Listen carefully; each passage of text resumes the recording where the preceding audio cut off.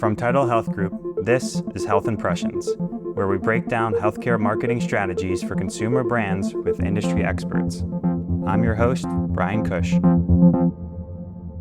Evan, it's so great to have you on the show. Been looking forward to this for a while. I'd love you to just start out, kind of tell us a little bit about who you are and who you serve. So I'm Evan Steele, founder and CEO of Rater8. Rater8 is a healthcare reputation management company with its roots in patient satisfaction surveys. So we look at Rater8 as one unified patient feedback platform, providing feedback from patients about their visits, both online and internal surveys. I've been in the healthcare IT business for 27 years. I started and owned an EHR company named SRS Health, which I sold in 2012, and I've been started up and been running Rater8 since 2015. That's amazing. So you've clearly been around the block, and I think you'll have a lot of multifaceted experience around this. We really use the word authority a lot, whether we're talking about it in kind of service, what its definition means. I'd love from your experience and kind of where you're at now, like how do you define and what does the word authority mean to you in healthcare? Well, so this when it comes to marketing and SEO, authority is a very important concept. We all talk about website authority. So if you do your, implement SEO in your website correctly, you have a lot of content, all those keywords, you're doing everything right by the book, you're going to develop, have backlinks and whatnot, and dynamic content, you're going to generate website authority. So when patients do searches, organically, you'll come up first, second, third in those Google searches. But there's also a reputation authority, and that is Google, mostly Google. When you search for care in your market, let's say for an ophthalmologist or an orthopedic surgeon or a family practitioner, who's Google going to recommend? How much authority does your practice, your doctors, your brand, and your listings have such that Google will see that authority and then promote you over your competitors? So that's how we look at authority outside the website, but more on the reputation side, online reputation side. Yeah, you made an interesting distinction there of I heard kind of separating reputation authority and web authority. How do you think about that? Are they mutually exclusive? Are they kind of in sequence? How do those two interplay? It is interesting. I think mutually exclusive, you think of the Venn diagram. There's some overlap because you have website authority, then there's reputation SEO, reputation authority, which means you want to have a lot of reviews on your listings, a high star rating, a lot of content. Google scrapes. We'll get into this later, but Google scrapes their own listings for keyword matches, right? So you want to just make sure you're doing everything right on the listing side, including recency, right? You want to have reviews posted consistently, not wait months between reviews on a listing. And you also want to respond to reviews. So that's outside the Venn diagram, the non-overlapping part. The overlapping part is Google makes maps, websites and listings, believe it or not. So a doctor's listing is mapped. There's like a neural map in Google between a doctor's bio page and a doctor's Google listing. The location page, the location listing that Google has, and the location page on the website. And then they talk about things like name, address, phone number, where you like to match perfectly the doctor's name, first name, last name, comma, MD, or middle initial, exactly with the Google listing. And same thing with location, that the location on your website that you have for an office should match it. The address should be the Google Maps address, should be the exact match. So there's some connections between the website and website authority, and websites that have more regular SEO authority also that translate into reputation authority, online reputation authority. So there's definitely overlap. Yeah, you just kind of drummed up an interesting experience I remember. And I don't know if you're directly talking about Knowledge Panel or if just like this is like implications of it, but it is something funny to your point of that. We had a scenario where there was a doctor, Bob Smith, and it's like how many hundreds of Bob Smiths are there as the doctor? And we had to find the distinguish of actually inserting his middle initial allowed him to kind of like separate himself from the crowd and make it clearer to that mapping, quote unquote, who that individual Bob Smith was. Yep. And also location is key. There could be a lot of Bob Smiths, but if there's one in your area, I live up here in Bergen County, New Jersey. If I search for Bob Smith MD, even though it might be 100 of them around the country, Google's going to obviously know I'm here and this Bob Smith, his listing, he's nearby, and will pull up the correct Bob Smith for me. It gets more challenging if I'm looking for Bob Smith and I'm traveling somewhere and I want to see him, then I have trouble finding him. Um, but you're right. To make those links are very helpful between the website and your listings. Yeah, is there anything more about that concept of mapping that you could dig into, that kind of what you're thinking about when trying to either directly support or kind of affect that mapping? Oh, okay. So what we mean by mapping between the website and the listings is a name, address, phone number, right? That's a mapping. So Google will actually try to take the doctor's specific listing or the location listing and map it to a page, a web page on the practice's website. Right, and that connection apparently is valuable once that happens. And if you have high SEO value of the doctor's bio page, for example, and you combine that with mapped to a listing for the doctor, and there's a lot of ratings and a high star rating, uh, a lot of responses to patient comments, um, a lot of good recency, a lot of reviews posted in the last 30 days, then all that whole ecosystem together is going to give you higher SEO scores, and Google's going to promote that doctor's listing over listings from other practices. And we've seen websites, they just have, let's say on a smaller practice site, you just have all the doctors listed on one page, right? So there's no separate page for the doctor. There's no way to map the doctor to the Google listing in Google's minds, in Google's network. And practices lose out on that reputation authority that way by not having those individual pages for each doctor. Yeah, that sounds just like a really quick, interesting tip there that just we look at it as kind of like entity relationships. That if you just have this big pool of doctors and they're asking you, like, should we have separate profiles? It sounds like your answer is always going to be yes. I'd love to. I've heard your team kind of use this statement a lot, and I'd love for you to just like dig in underneath what it means more. But you've said that the homepage has moved up a level in the patient journey. And I love this. I'd love to understand more. Okay. So think about it. Anyone who's watching this podcast should just try right now uh, searching for their brand, right? And if you have multiple offices close by, you just could type in like ABC Healthcare and then your address. And what happens is when a patient who's nearby that office types in your brand, um, Google search results are on the right side is the listing. It takes up the whole right side of the page. On a mobile device, it takes up the whole screen is the Google listing, the first screen. So the first thing the patient sees is the Google listing for the brand. And oftentimes you try it out, try it with your brand. If if you see 3.8 stars and 46 reviews, you got a question of, what's that doing for your brand? I would never, ever, ever eat at a 3.8 star restaurant. I'm always looking for 4.5 or higher. Um, would I trust my life and my health and my family's care to a 3.8 star rated practice? So what we see is, hospitals, medical practices, they spend tons of money on marketing, on billboards and their website, print ads, signage at the local stadium, right? You see this all the time.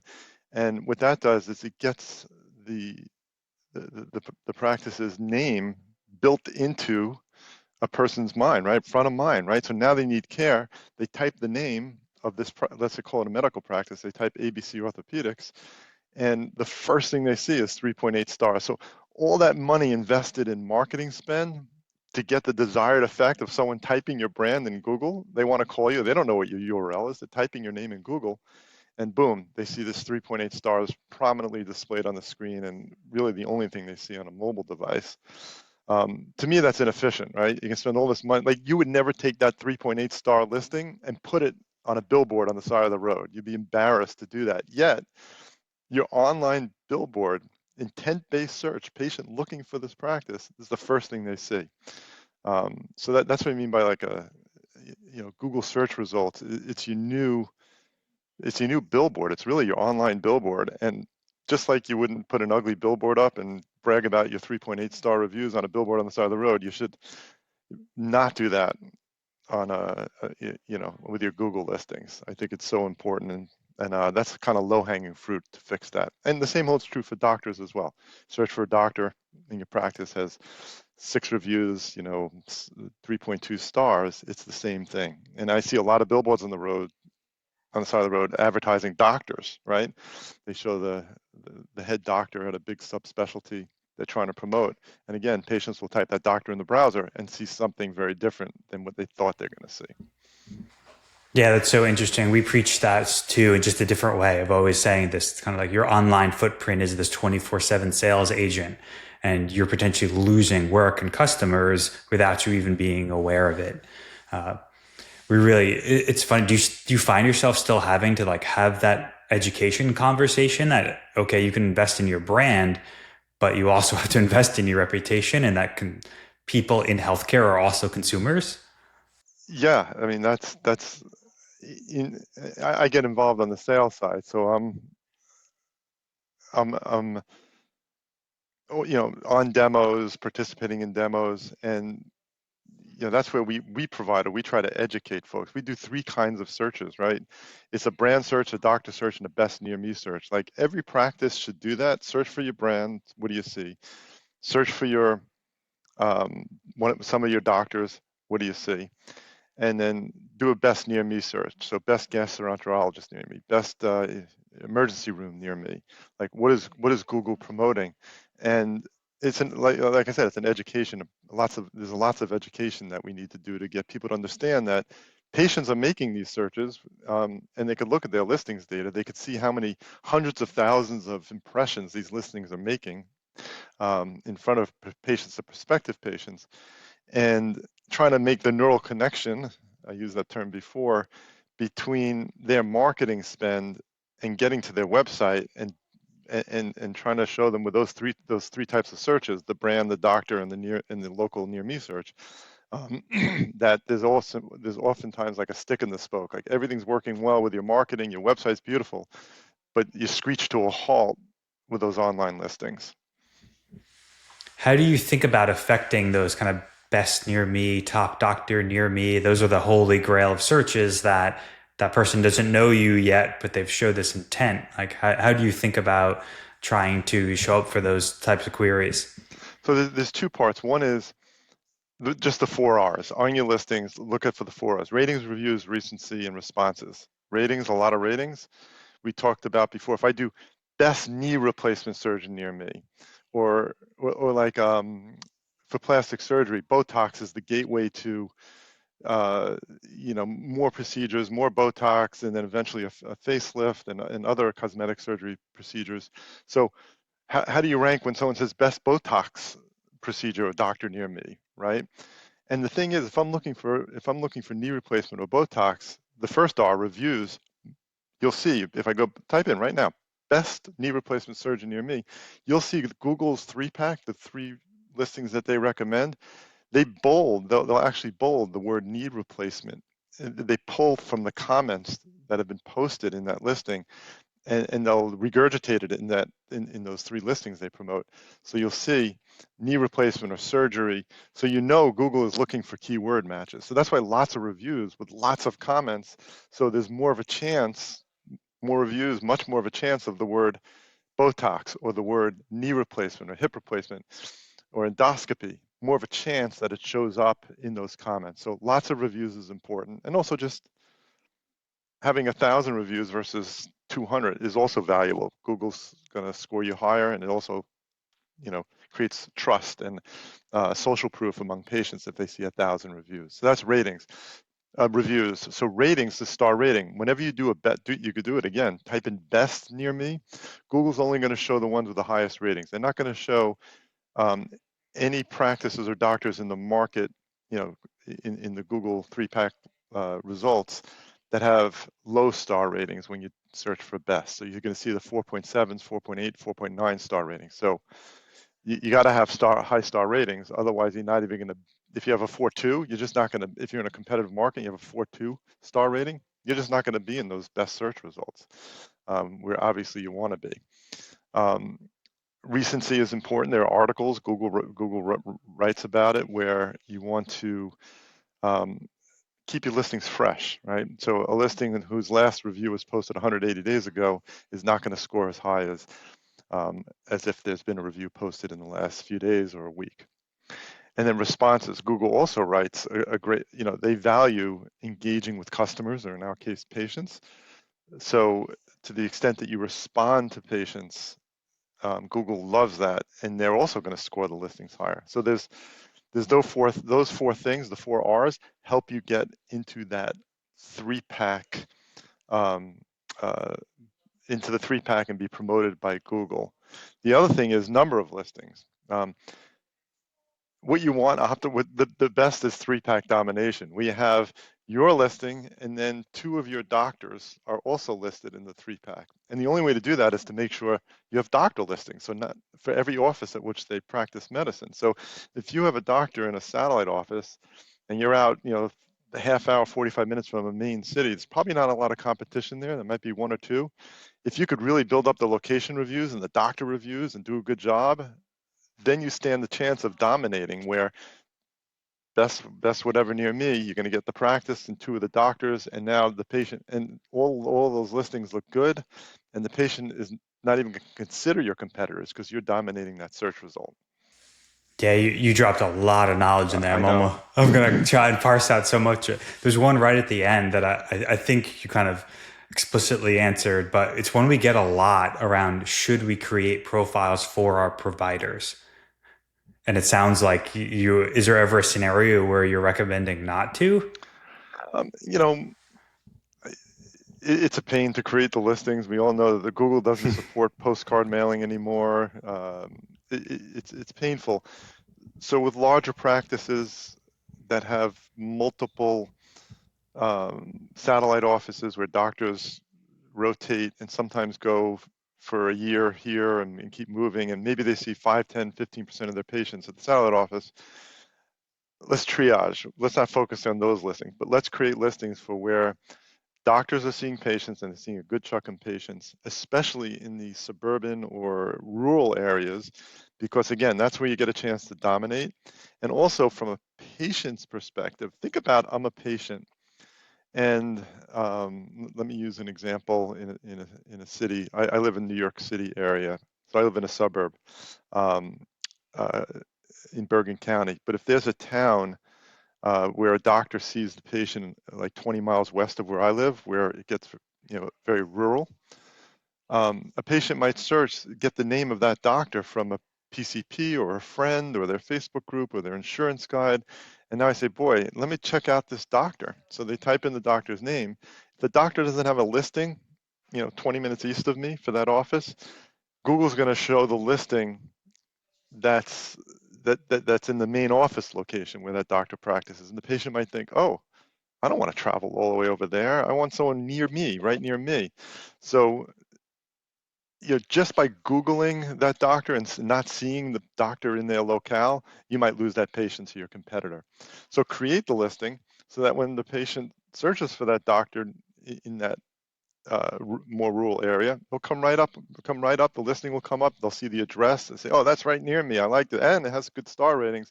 I'm booking an appointment." So kind of um, make it frictionless for a patient. Also, you'll be surprised if you don't have a listing in a satellite office, right? And the patient is in their car and they're ready to go to see the doctor. They type in the doctor name, click directions, and they get in their car. A lot of times they just end up at the main office because that's where they thought the doctor is. So now you're confusing patients by not having a listing for that location. Um, so those factors plus three-pack domination are all great reasons to have listings for the doctors, as many as you can. Yeah, that makes complete sense.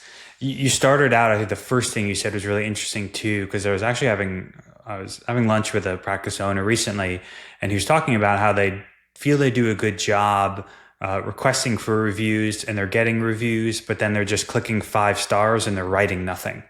And it seemed like you really put an emphasis on encouraging lengthier reviews and even particular language in their reviews. Is there anything that comes up that you think about, like how to encourage that, or anything that you do to help get content into the reviews themselves? Um, we're very good at that, and it's interesting you brought that up. I've never actually thought about it, but um, when you're redirected to Google or Health Grades or Vitals, there's a little intervening screen. Patient clicks on Rate My Experience, an intervening screen says, "Tell your story," and it has like a Google logo, and then it has the little countdown, 5, 4, 3, 2, 1, and then it routes. So they get 5 seconds to read "Tell your story." So I often wonder if that's like, oh, I'll tell my story. You're going to get a couple more sentences out of the patient versus just, Google comes up and you could just put the stars in and not tell your story. Um, Yeah, that's really oh, interesting. I'm glad I was able to bring up a question maybe that you haven't always been hammered with. That mhm. it is funny that word story is. I wish I dated back behind it, but anecdotally, we do a fair amount of patient testimonials, and it's funny. One of them, like my favorite thing to do is actually interview the patient, and that's usually the framing is just go, "Hey, we just want you to tell your story. There's someone else out there that's probably experiencing just like you and may feel lost and wants to know." It's like, just tell us your story. Uh, Yeah, so I want to back this up with data.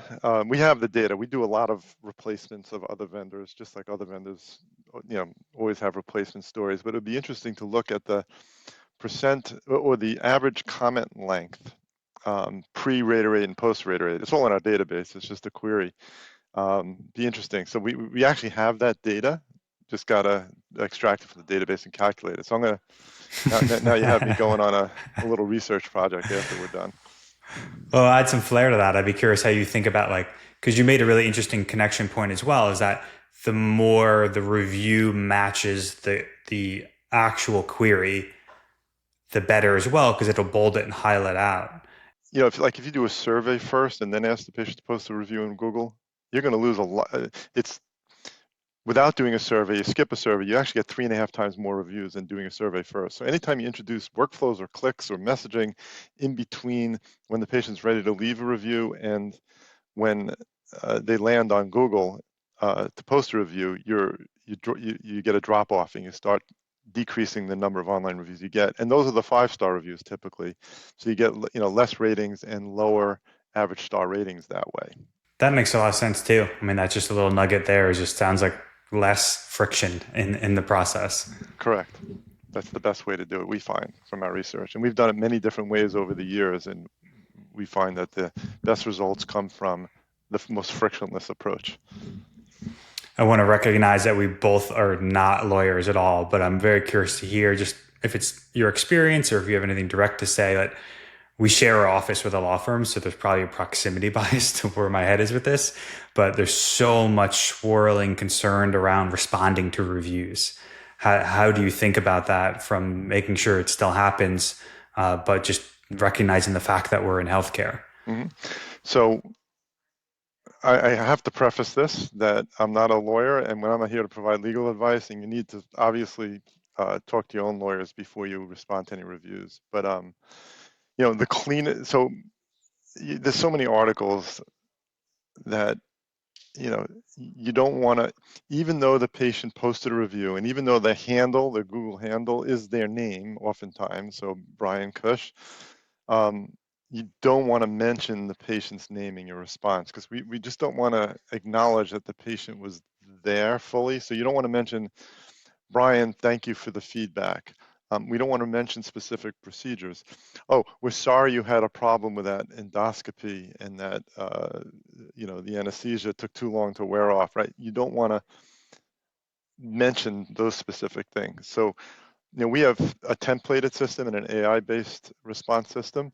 And so the templates, those are totally controllable and those are super clean. The AI responses also are super clean. Um, but they tend to be longer responses than templated responses.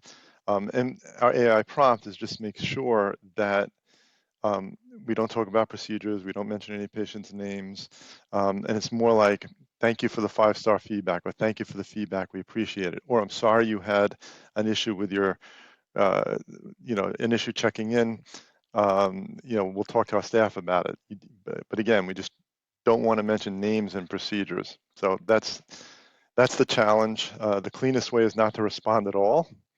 But if you should respond, um, and you should just follow some basic guidelines to keep HIPAA compliant. And again, before you respond, you should check with your own counsel. Yeah, I appreciate you taking a crack at the legal side. It's something we are far from as well, but inevitably always comes across our plate. It sounds like it, even though the response may be somewhat generic, the fact that you're building features and AI around this, it sounds like you are still heavily recommending to Oh yes, respond. yes, responding is totally important, and it's standard across healthcare. I mean, even the largest health systems with the biggest compliance and legal departments, they respond to reviews. It helps patients feel heard. It engages with patients. Don't forget, when you respond, the patient gets an email right away, right? So that has the response included with their review. So Google will send them that. It shows that they're feeling heard. It shows that you're listening, and it's super important to be engaged with your patients that way. Plus, if I'm a patient looking for a doctor or a practice, and I'm going to read their reviews, the fact that a practice responds to patients, even if I filter out the negative ones and I see thoughtful responses, I feel better. I feel like this practice, no one's perfect, but this practice is trying to do the best they can to improve their service.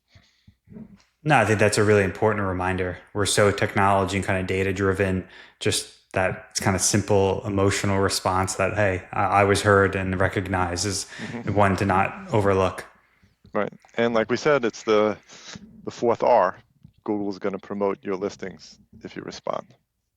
Another word we talk about a lot, and maybe you can add more, we've touched on a little bit, is just acquisition. It's like we've talked a little bit more directly to the authority side of listings and reviews. How do you think about it from an acquisition perspective of attracting new patients? Hmm. So we have numerous case studies. Recently, we posted one on our website with Balance Health, where they had a doctor and an associate, and they were trying to. So it was a foot and ankle podiatry practice, and they're trying to increase the associates' bookings, right? So by building up, the doctor's very busy, and actually by building up the associates' reviews, didn't have as much an effect as building up the main doctor's reviews, because that's who people were looking for, right?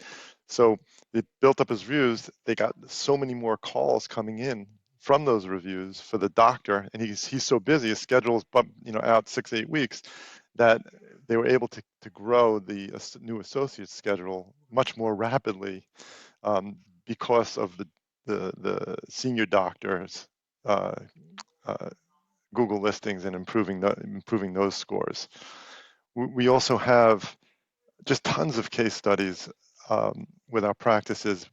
Not every practice measures this, but a lot do, where they measure. A patient comes in, how did you hear about us? And they'll measure Google search, online search, and the numbers are staggering. We have one practice in New Jersey.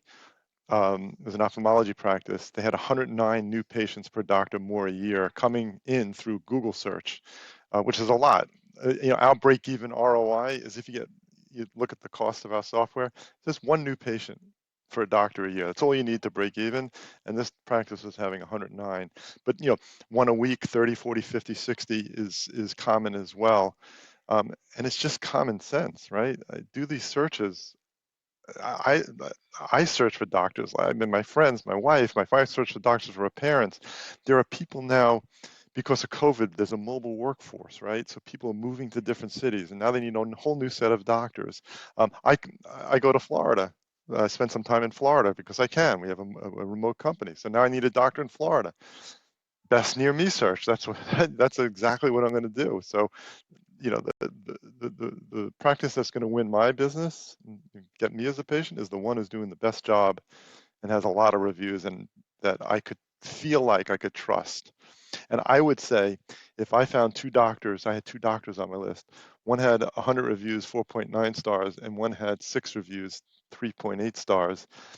Even if the one with 100 reviews is a longer drive, and the appointment time wasn't as convenient for me, Like think back 20 years ago, 15 years ago, we book an appointment with a doctor who had the most convenient location and the most convenient appointment times. That was my only criteria. Now I don't care about any of that. I just want to see the doctor that has the highest reviews, that I trust, that has social proof online. So it's a big factor in patient selection of practices. Yeah, you have an immense amount of data, and a lot of it doesn't surprise me, and I think probably wouldn't surprise listeners just around like how important reviews are. But I think some of those secondary order effects that you're talking about there of like, oh, nudging someone to travel a little further or being flexible on appointment time. And one that really blew my mind that your team shared with us was that 40% of patients would go out of their insurance network for doctors with more favorable reviews. Is there any more color around that? Because that's a question we get a lot too around how to even attract patients with certain insurance types.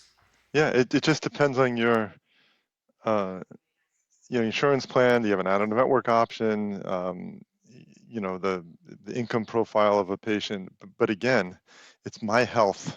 Am I going to trust a 3.2-star doctor or practice when there's somebody that has hundreds, or a lot of these practices now that the market's growing and getting mature, and a lot of these practices have been using these softwares for years now, with 1,000 or 2,000 reviews, it's 4.9 stars. Like, to me, that's worth going out of network. I'm saying to me or to some people, um, uh, especially if it's just about your health, right? And your life and your family's lives. So I think those are important. Social proof is a very, very important factor for sure. Yeah, I think that, I mean, that to me just is there's so many marketing tactics and data and technology we can use to profile someone. And if you think about insurance, that's another. But something as simple as just make sure you're building a good reputation could affect the decision process of that potential patient. That to me is just it was shocking to know that percentage. Yeah, and there's another factor. Great example. There was a client of ours, St. Cloud Orthopedics. They were up in northern Minnesota, north of um, St. Paul. People could drive. It's not I forget what it was, like 45 minutes maybe or an hour to St. Paul. Um, and I remember the admin telling me they grew patients. Um, new patient growth was flat, and then it shot up after getting Rater8 because there are some really big um, and impressive uh, orthopedic groups in Minneapolis.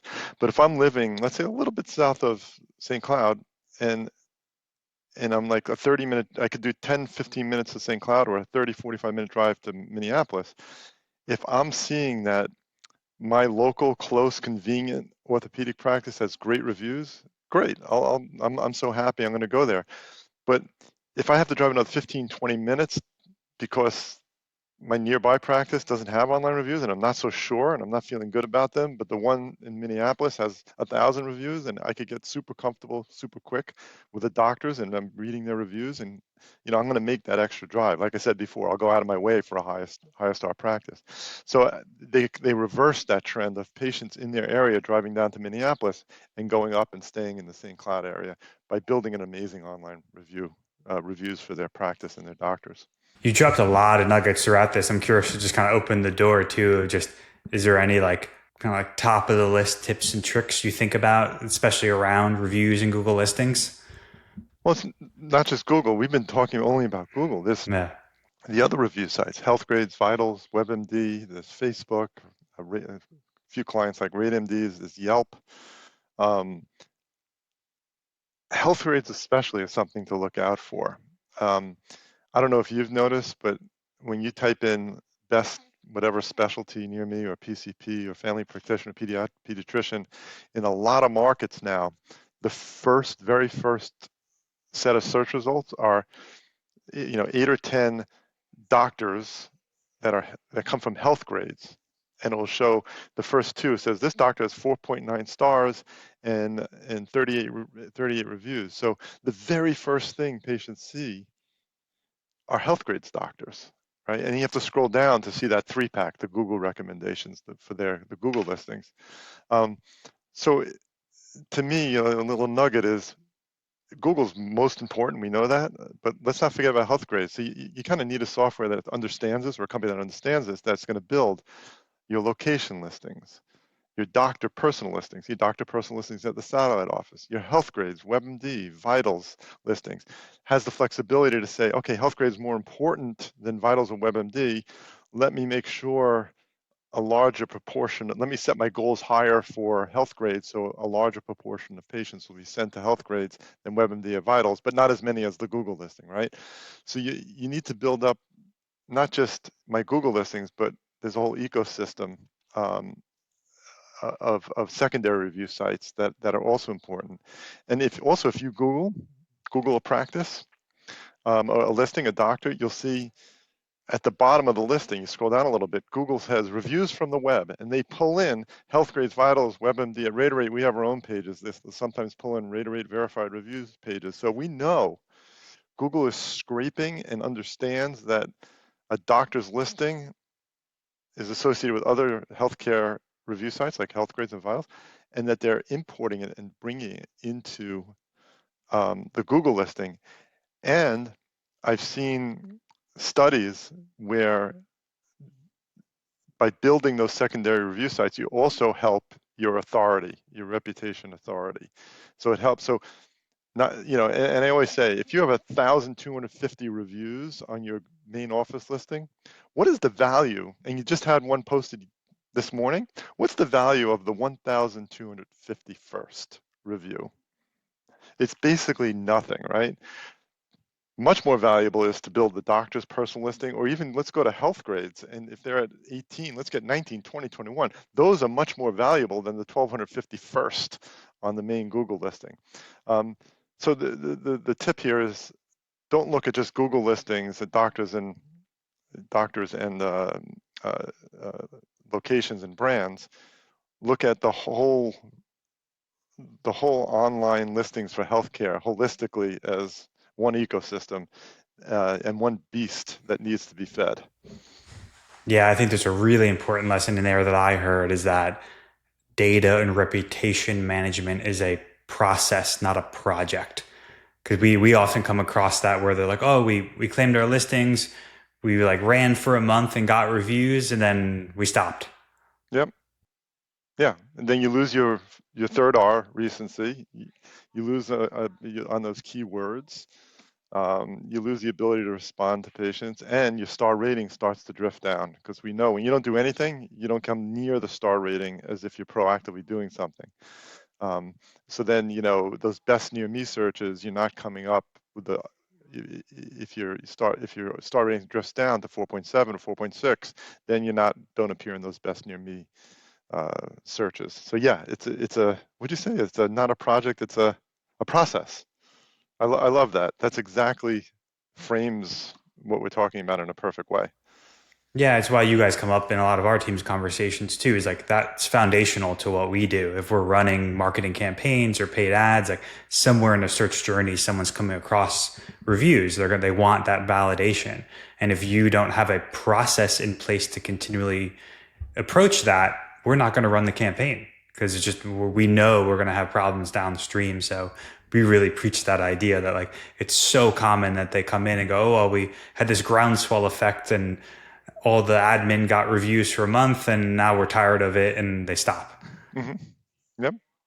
So just like your website, everybody spends for since 1990s, they're spending lots of money on their website SEO, their content, their dynamic content. They want their website to be growing, to be interesting every time Google crawls their website. There's reputation SEO, there's website SEO and reputation SEO. You want to do the same best practices that you do with your website to keep your website fresh and active and attractive to Google's search algorithms. You want to do the same thing with your Google listings and your other healthcare review site listings. Keep them fresh, respond to patients, get lots of reviews, star rating. It's the exact same thing that you need to do. And that's a process, as you well know, and it's not just a one-time project. It's a constant, you're constantly feeding that beast, right? A good SEO, you're constantly making adjustments to maximize your website SEO. Same thing on the reputation SEO side. Well, I appreciate all the time, Evan, all the insights, all the nuggets. If people wanted to connect with you or learn more about your companies, is there best ways to reach out? Yeah, website is Rater8, Rater 8, number 8.com, or just email info@rater8.com. Is there anywhere online that you're more active to if people just wanted to learn and kind of connect with you and your experience? You can find me on LinkedIn, Evan Steele, Rater8. Always happy to connect. Wonderful. I really appreciate the time, Evan, and hope you have a great rest of your day. All right, Bryan, it was a great conversation. Thanks a lot. Thanks for listening to Health Impressions. Subscribe on your favorite podcast platform so you never miss an episode. Leave a review to help us improve and connect with us on social media. Keep exploring, learning, and pushing boundaries. Tune in again soon.